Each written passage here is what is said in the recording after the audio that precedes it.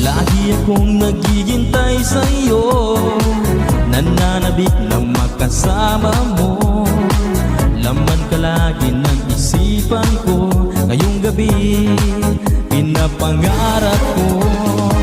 Magkita ang kislap ng iyong mata, ang labi mong sabik na madama. Sulyap mo lang kahit malayo ka, pwede ba?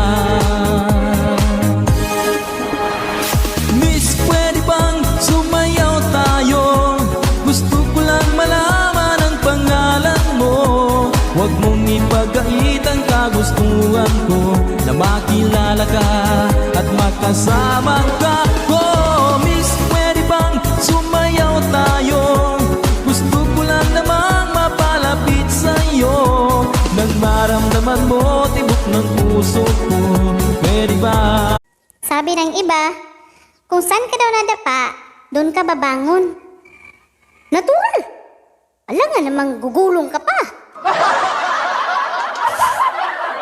Kapag natutunan mong mahalin ang sarili mo ng buo, nagbabago ang pananaw mo sa mundo. Hindi mo nahahabulin ang mga bagay na dati mong akalay makakapagbigay ng kasiyahan sa'yo, tulad ng atensyon, validation o pag-aproba ng iba.